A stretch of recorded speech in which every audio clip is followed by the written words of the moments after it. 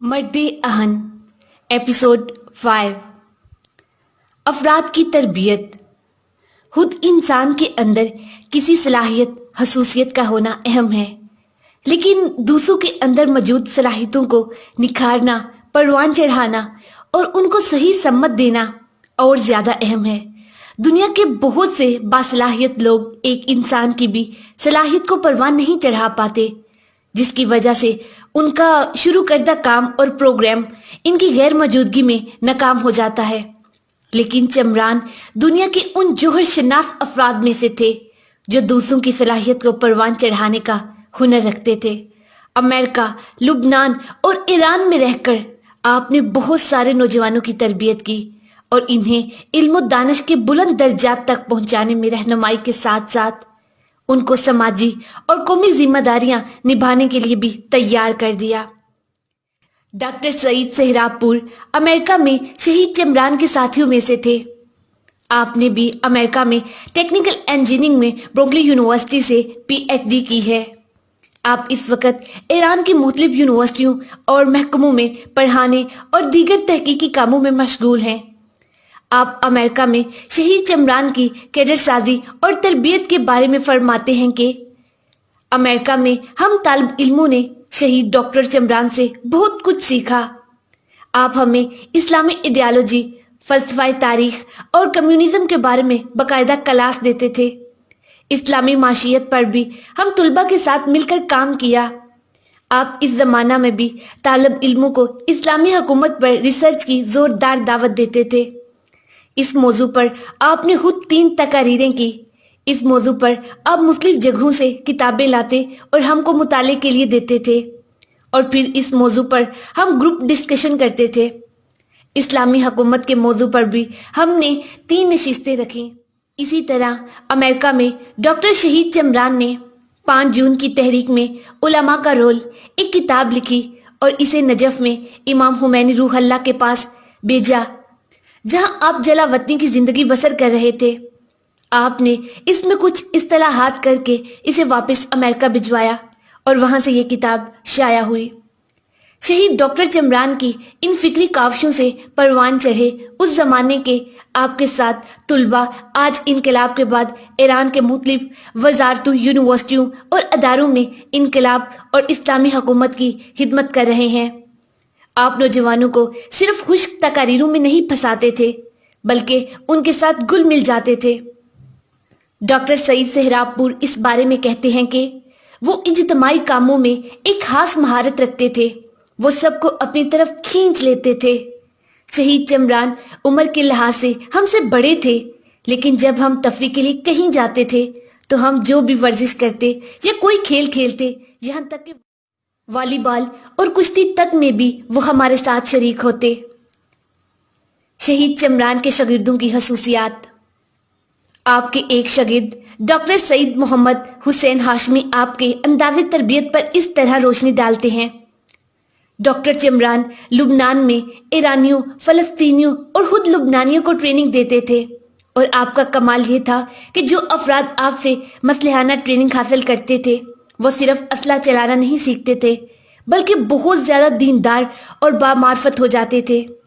آپ کے شاگردوں میں 3 خصوصیات پائی جاتی تھیں: مجاہد، مومن اور با اخلاق، جبکہ یہ وہ زمانہ تھا جب لبنان میں لوگ ان خصوصیات کی فکر ہی نہیں کرتے تھے۔ ایران میں شہید چمران نے جن لوگوں کی تربیت کی، انہوں نے سپاہ پاسداران انقلاب اسلامی تشکیل دی۔ لبنان میں مزاحمتی تحریک کے اصلی ستون شہید چمران ہی کے شاگرد ہیں، یہاں تک کہ فلسطین کی تنظیمیں کے بہت سارے نوجوان بھی شہید چمران ہی سے تربیت حاصل کی ہے۔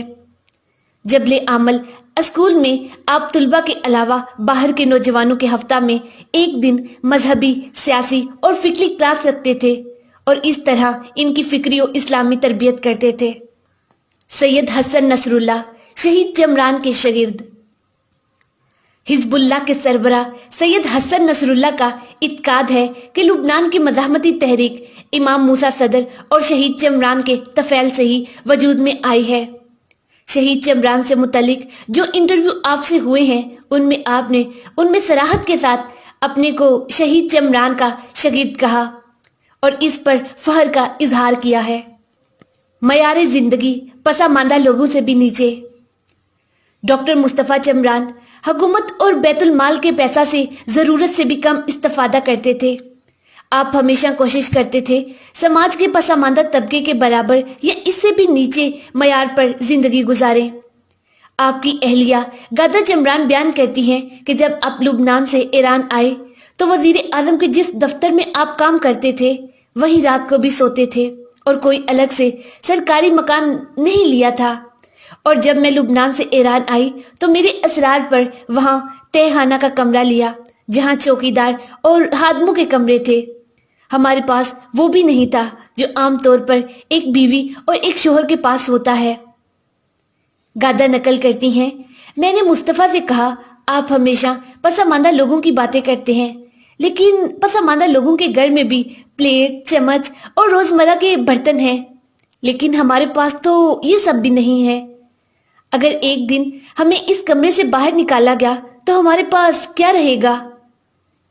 ڈاکٹر چمران وزیر اعظم کے سیکرٹری اور پھر وزیر دفاع بھی بنے، لیکن جو تنہا آپ کو ملتی تھی آپ وہ بھی اپنے لیے نہیں بچاتے تھے، بلکہ غریبوں اور محروموں کے درمیان تقسیم کر دیتے تھے اور کہتے تھے میں اس دنیا سے اس حالت میں جانا چاہتا ہوں کہ سوائے چند میٹر قبر کے میرے پاس کوئی چیز ذخیرہ نہ ہو، اور اگر مٹی قبر کے یہ چند میٹر بھی نہ ہوتے تو اچھا ہوتا۔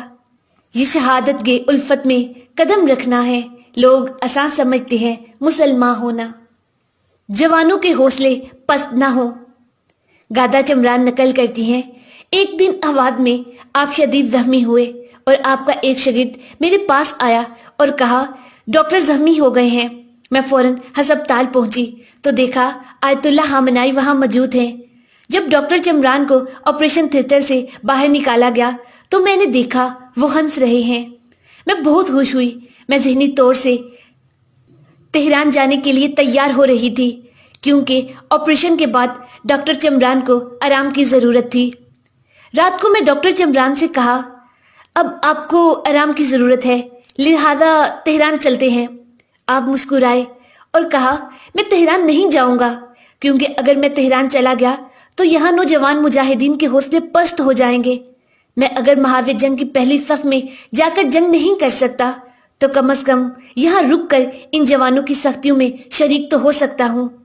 میں بہت غصہ ہوئی اور ان سے کہا جو بھی یہاں محاذ پر زخمی ہوتا ہے وہ تو گھر چلا جاتا ہے تاکہ اس کی تیمارداری بہتر طریقے سے انجام پا سکے۔ اگر آپ دوسروں کی طرح ہی رہنا چاہتے ہیں کم از کم اس مسئلہ میں بھی دوسروں کی طرح رہیں۔ لیکن مصطفیٰ کسی طرح جانے کے لیے تیار نہیں ہوئے۔ آپ کہتے تھے میں ابھی کام کر سکتا ہوں، میں ان نوجوانوں کو اکیلے یہاں نہیں چھوڑ سکتا ہوں، تہران میں میرا کوئی کام نہیں ہے۔ چمران زخمی تھے، آپریشن بھی ہوا تھا، آپ کی ٹانگ پر پلاسٹر بھی چڑھا ہوا تھا۔ اودھ کی اس شدید گرمی کی وجہ سے آپ کی ٹانگوں کے زخم سے خون بھی نکل رہا تھا، لیکن اس سب کے باوجود کولر نہیں چلاتے تھے اور کہتے تھے میں کیسے کولر چلاؤں جبکہ محاذ پر جوان سخت گرمی میں دشمن کے ساتھ لڑ رہے ہیں۔ ڈاکٹر چمران زخموں اور آپریشن کی وجہ سے بہت کمزور ہو گئے تھے، لیکن وہی کھانا کھاتے جو سارے مجاہدین کھاتے تھے۔ آپ کی اہلیہ غادہ چمران آپ سے بہت زیادہ اصرار کرتی تھی کہ آپ کے لیے الگ سے مکوی غذا تیار کریں، لیکن حضرت علی علیہ السلام کے نقشہ قدم پر چلنے والے چمران اپنی اہلیہ کو اس بات کی اجازت نہیں دیتے تھے۔ 400 یتیموں کی تربیت۔ آپ نے کتنے لوگوں کو دیکھا ہے جنہوں نے اونچی اونچی ڈگریاں حاصل کی ہوں اور وہ اس کی پرواہ کیے بغیر محروم، غریب اور یتیم بچوں کی تعلیم و تربیت کے لیے ان کے درمیان رہنا پسند کریں۔ امریکہ کی مشہور یونیورسٹی سے پلازما فزکس میں پی ایچ ڈی کی ڈگری رکھنے والا شہید چمران لبنان میں یتیم خانہ میں اس طرح رہتے تھے۔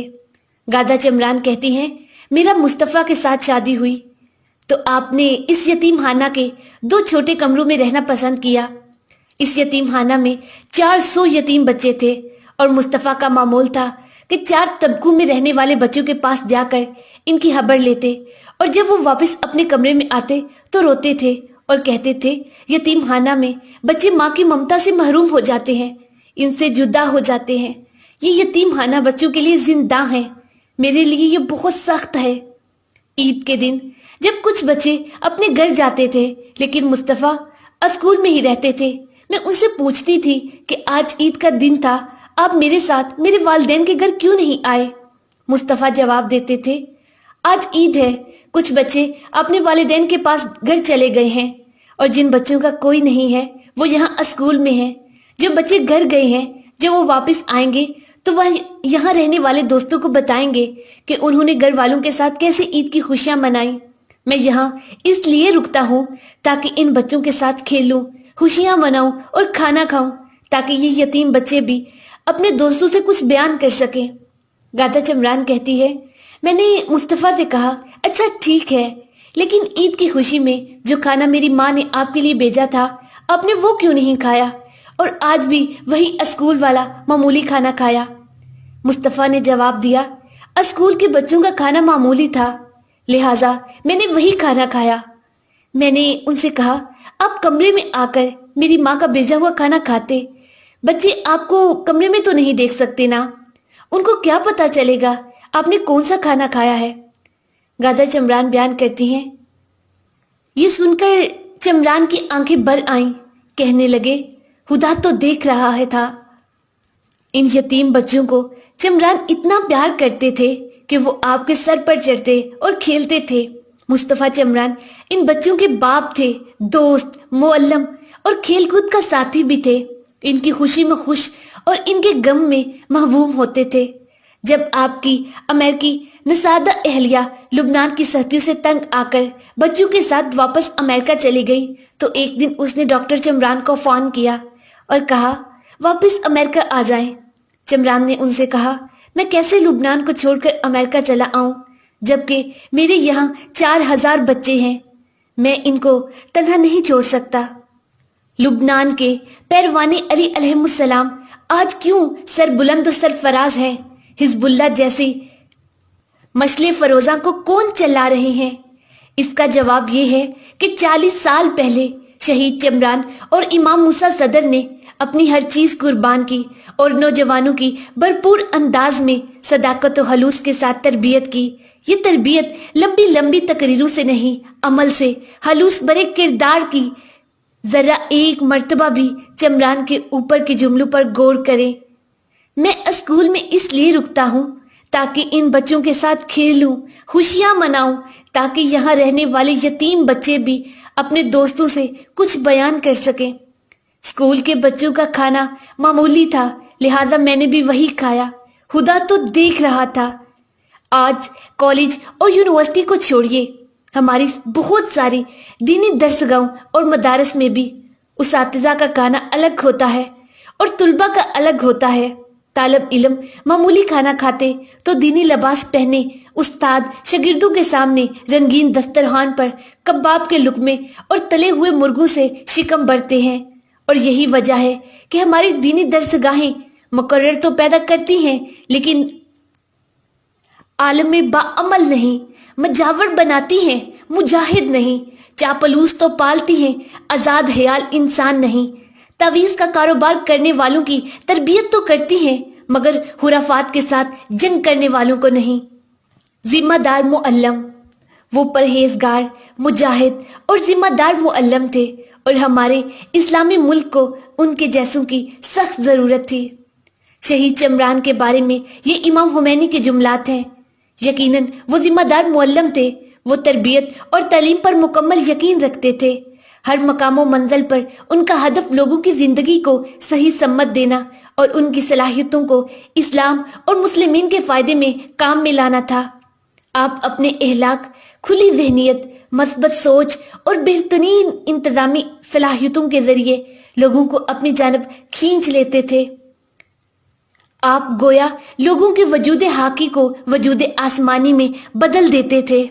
آپ سے ایک بار جو ملحق ہو جاتا تھا پھر اس کے لیے آپ سے دوری ممکن نہیں تھی۔ چنانچہ جب امریکہ سے لبنان روانہ ہوئے تو آپ کے بہت سارے ساتھی بھی تعلیم ادھوری چھوڑ کر آپ کے ساتھ چل پڑے، اور جب آپ وہاں سے ایران آئے تو آپ کے بہت سارے لبنانی دوست بھی آپ کے ساتھ ایران آ گئے۔ آپ کے شانہ بشانہ دشمنان انقلاب کے خلاف گوریلا جنگ میں حصہ لینے لگے۔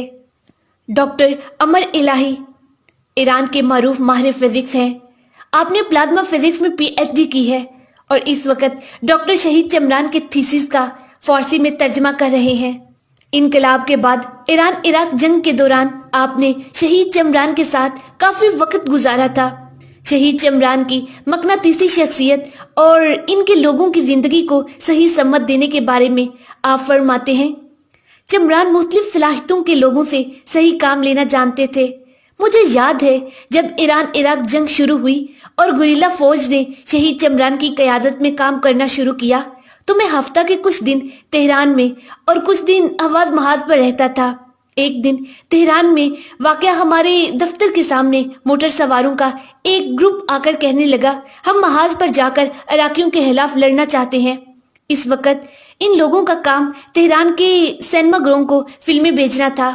ان کے لمبے لمبے بالوں اور بڑی بڑی مونچھوں والے وضاقتہ محاذ پر جانے والوں کی طرح نہیں تھے، لہذا ہم نے انہیں بھرتی نہیں کیا۔ وہ لوگ اپنی موٹر سائیکلیں ایک گاڑی میں لاد کر آواز روانہ ہو گئے اور وہاں گوریلا فوج کے دفتر کے سامنے پڑاؤ ڈال دیا۔ رات بھر وہیں سوئے۔ جب صبح ہوئی تو ڈاکٹر چمران کو علم ہو چکا تھا کہ میں نے تہران میں ان کو نہیں بھرتی کرنے سے انکار کر دیا ہے۔ جب ملاقات ہوئی تو آپ نے مجھ سے تو کچھ نہیں کہا، لیکن ان سب کو گوریلا فوج میں بھرتی کر لیا۔ خدا گواہ ہے، یہی جوان جنہیں فوج میں لینے سے میں کترا رہا تھا، چمران نے ان کی اخلاق و تربیت سے نیک و صالح انسان بن گئے تھے۔ یہ لوگ مجاہدین کو اپنی موٹر سائیکلوں پر بٹھا کر سخت اور دشوار گزار راستے طے کرواتے تھے اور نتیجہ میں وہ آسانی سے دشمن پر حملہ کرتے تھے۔ ان میں سے بہت سارے جوان شہید بھی ہو گئے اور کچھ اب بھی زندہ ہیں۔ چمران کی تربیت نے انہیں طہارت، شجاعت اور اثار و قربانی کا مرکہ بنا دیا تھا۔ میں نے تصویر کا ایک ہی رخ دیکھا تھا، مجھ میں تنگ نظری تھی، لیکن چمران جیسے دور اندیش، وسیع القلب اور مثبت فکر رکھنے والے شخص نے تصویر کا ہر رخ پڑھ لیا تھا۔ وہ انسانوں میں بنیادی تبدیلی لاتے اور ان کی صلاحیتیں نکھارتے تھے۔ یہی ڈاکٹر عمر الہی کہتے ہیں، امریکہ میں حساب کے ایک طالب علم محسن اللہ داد میرے دوست تھے۔ وہ بھی چمران کی گوریلا فوج کے کمانڈر بنے اور خوزستان میں شہید ہوئے۔ نہیں معلوم چمران کی مقناطیسی کشش نے ان پر کیا اثر کیا کہ تعلیم ادھوری چھوڑ کر ان کے لبنان آ پہنچے اور وہاں بھی آپ کے ساتھ تعلیمی اور جنگی محاذ پر سرگرم رہے۔ چمران اپنے آپ کو دوسروں سے بلند و بالا نہیں سمجھتے تھے۔ وہ گوریلا فوج میں کیمپ کے چوکیدار کے ساتھ کھانا کھاتے تھے۔ اس فوج میں جتنے بھی لوگ تھے سب آپ کی تربیت کی وجہ سے اپنی اپنی جگہ ڈاکٹر چمران تھے۔ آپ نے اس طرح انہیں اپنی جانب کھینچ لیا تھا، اس طرح ان کی تربیت کی تھی کہ وہ بھی آپ ہی کی طرح سوچتے تھے۔ اتحاد بین المسلمین کا عملی مظاہرہ۔ شہید چمران اتحاد بین المسلمین کے سخت خیال رکھتے تھے۔ لبنان میں اگرچہ بعض فلسطینی گروپوں کی وجہ سے آپ اور حرکت المحرمین کو کافی مشکلات برداشت کرنا پڑی، لیکن آپ نے ایک لمحہ کے لیے بھی فلسطینی مجاہدین کو حمایت سے دریغ نہیں کیا۔ لبنان میں فلسطینی پناہ گزینوں کی ضروریات پورا کرنے کی کوشش کرتے تھے۔ آپ نے تحریک عمل کے جوانوں کی مدد سے فلسطینی پناہ گزین کیمپ تک پانی پہنچانے کا مسئلہ حل کیا، جس پر اقوام متحدہ کے پناہ گزین ادارے نے آپ کو کافی سراہا۔ یاسر عرفات کے ساتھ آپ کے بہت اچھے تعلقات تھے۔ وہ مختلف امور میں آپ سے مشورہ کرتے تھے۔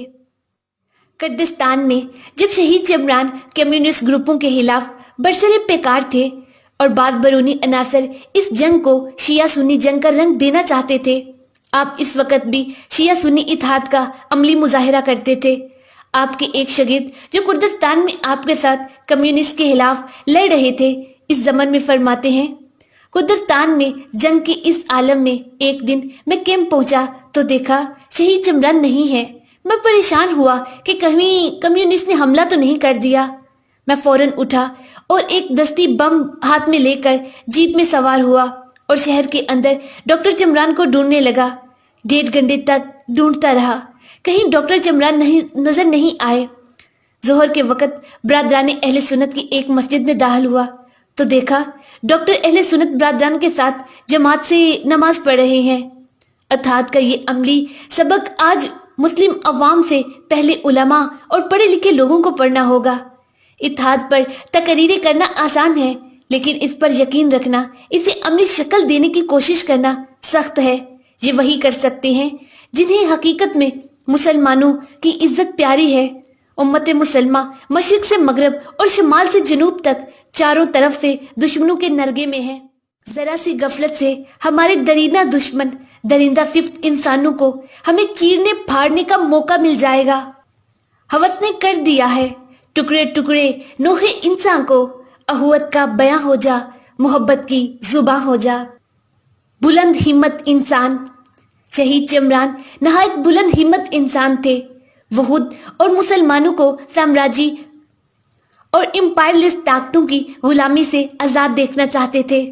साइंसी मैदान में इस आला मकाम तक पहुंचना चाहते थे कि दुश्मन ये न कह सके कि मुसलमानों में कोई सलाहियत नहीं है, ये कुछ नहीं कर सकते। इस मकसद तक पहुंचने के लिए आप हर तूफान का मुकाबला करने के लिए तैयार थे। एक मनाजात में अपनी दिली तमन्नाओं का यूं इजहार करते हैं, मेरी मुकम्मल जिम्मेदारी है कि सख्तियों और मुसीबतों के मुकाबले में खड़ा हो जाऊं और परेशानियां बर्दाश्त करूं, रंजो गम को सहूं, शम्मा की तरह जलूं और दूसरों के रास्ता को रोशन करूं। मुर्दा लोगों में रूह फूंकूं और हक व हकीकत के तिश्ना लोगों को सैराब करूं। ऐ मेरे अजीम खुदा, मैंने तेरे लिए इस तारीखी जिम्मेदारी को अपने शानों पर उठाया है और सिर्फ तू मेरे अमाल पर नाज़र है और मैं भी फकत तुझसे पनाह मांगता हूँ, तुझ ही से मदद का तलबगार हूँ। ऐ मेरे मालिक, मुझे इल्मो दानिश में सबसे बुलंद मुकाम पर पहुंचा दे, ताकि कहीं दुश्मन मुझे कम इल्मी का ताना न दे। मुझे इन संग दिलों पर जो इल्मो दानिश के बहाने दूसरों पर बर्तरी और गुमंड करते हैं साबित करना है।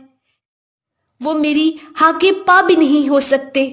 मुझे दुनिया के तमाम मगरूर मुतकब्बर और जाहलों को घुटने टेकने पर मजबूर करना है और फिर रुए जमीन का सबसे मतवाजा इंसान बनना है।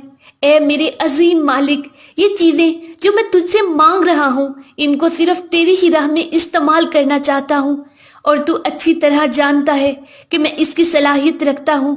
मैं तुझसे तौफीक मांगता हूँ ताकि मेरे काम मुफीद और समर बख्श वाक़या हों और कमीना लोगों के सामने शर्मिंदा न होना पड़े।